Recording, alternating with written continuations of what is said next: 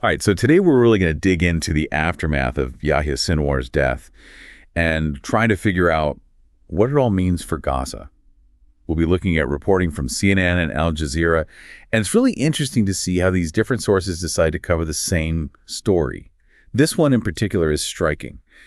The thing that has really stuck with me is that drone footage of Sinwar. Right before the strike, he's just there in the rubble, seemingly totally alone, and it seems like he knows he's being watched. There's something almost defiant about him throwing that piece of wood at the drone, you know? It really is a powerful image, and it speaks to that defiance that really seemed to define Sinwar's life. This wasn't just some Hamas figurehead. This was a leader who truly shaped their strategy, especially when it came to the October 7th attacks. Yeah, and he was infamous for it. CNN even uses the word ruthless to describe him. And from what I've read, it seems like even some Palestinians thought that he took things too far. That's true. There was this CNN piece detailing how Sinwar consolidated power, and it talked about how dissent was silenced within Gaza.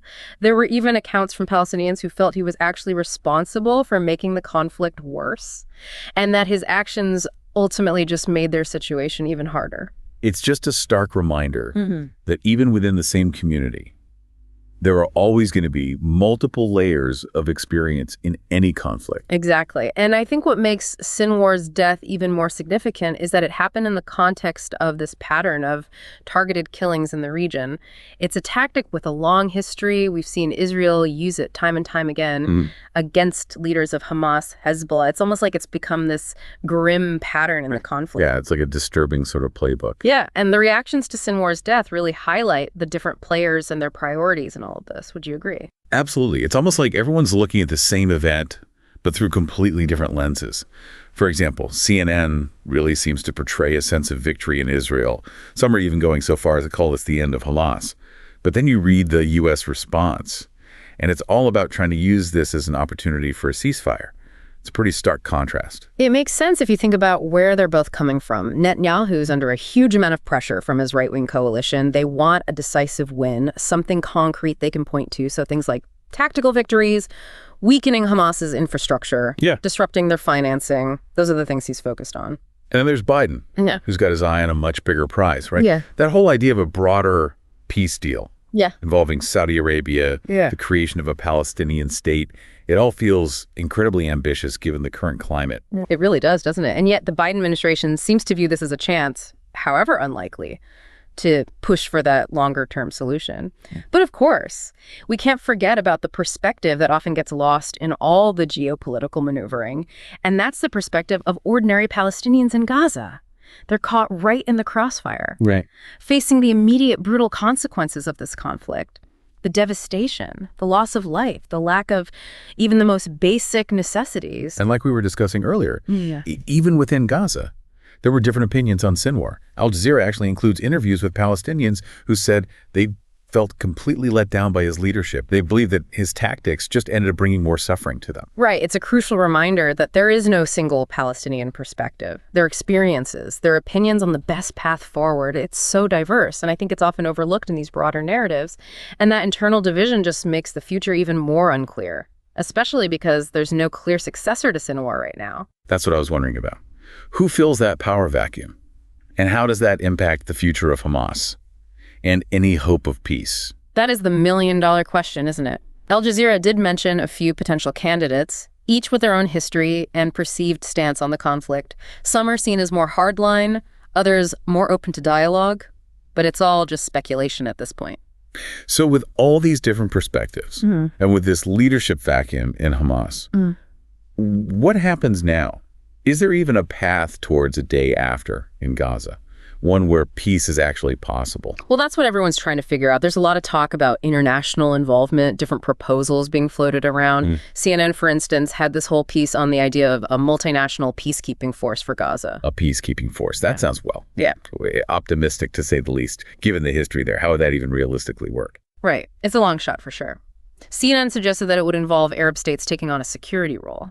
But there's a whole bunch of caveats. For one thing, it all depends on Israel actually being willing to commit to a Palestinian state, which, if we're being honest, isn't something Netanyahu has been all that keen on in the past. That's putting it mildly. And even if by some miracle Netanyahu does agree, getting Arab states on board is a whole other diplomatic nightmare.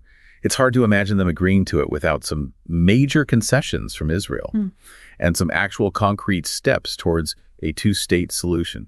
Absolutely. And that's really just the tip of the iceberg when it comes to the challenges. You've also got the whole question of who within Gaza would even support this kind of force. Hamas is deeply ingrained in the society there. It's not as simple as just removing them from the equation. Right. And we can't forget what Al Jazeera brought up as well. They made the point that just because Sinwar is gone doesn't mean Israel is automatically won. Yeah. They argue that Hamas has this almost uncanny ability to adapt, to regenerate. And then there's also the whole issue with the hostages.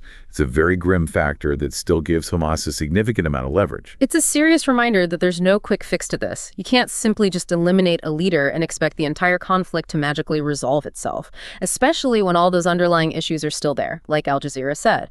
A true lasting peace requires more than just security measures and tactical wins. It requires us to actually address the root causes of this conflict, the very grievances that fuel it. So where does that leave us? Sinwar's death is without a doubt a major turning point, a pivotal moment in this long and painful conflict. But as we've seen, the path forward is anything but clear.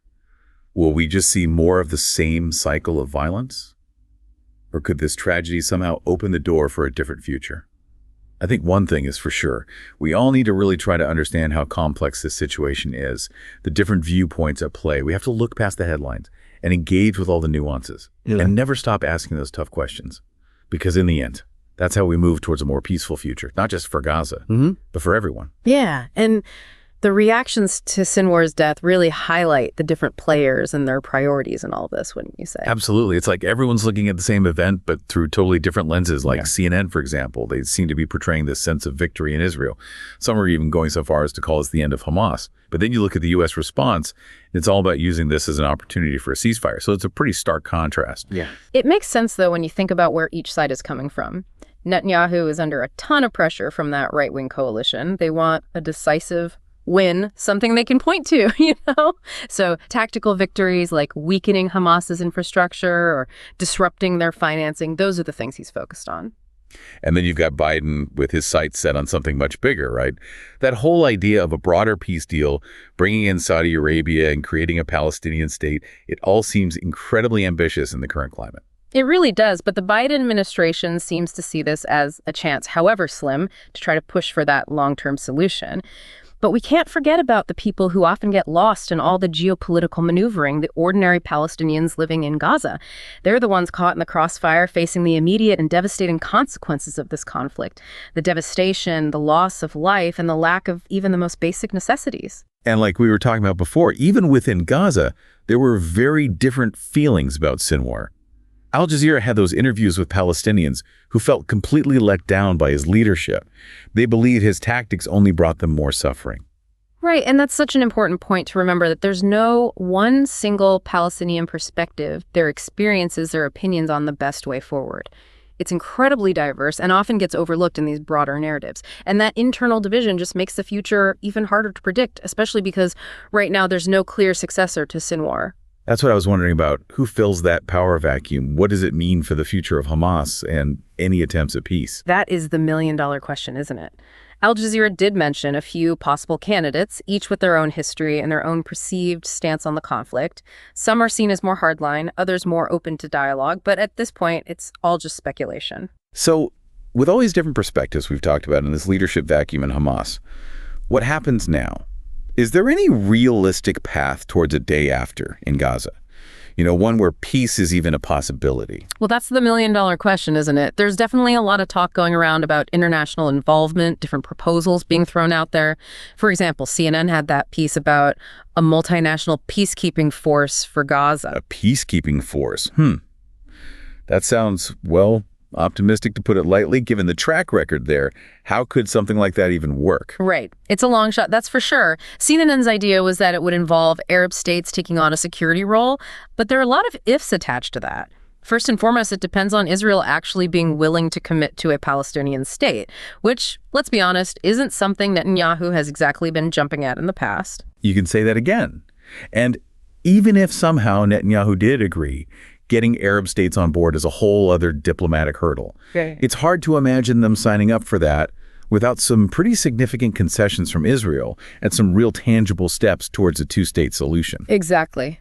And those are just the obvious challenges. Then you've got to consider the question of who inside Gaza would even get behind a force like that. Right. Hamas is very deeply rooted in society there. It's not as simple as just taking them out of the equation.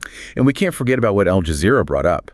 They made the argument that just because Sinwar is gone doesn't mean that Israel is automatically won. They were saying that Hamas has this uncanny ability to adapt, to come back from setbacks. Plus, there's still that very serious issue of the hostages, which gives Hamas a lot of leverage. It really underscores the fact that there are no quick fixes here.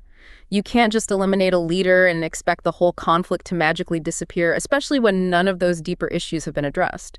Like Al Jazeera pointed out, achieving lasting peace requires more than just focusing on security and tactical victories. It takes addressing the root causes of the conflict, those underlying grievances that are fueling it. So where does that leave us then? It seems like Sinwar's death is clearly a turning point, a defining moment in this long and painful conflict. But the road ahead is anything but straightforward. Will it just be more of the same cycle of violence, or could this tragedy somehow create an opening for a different future?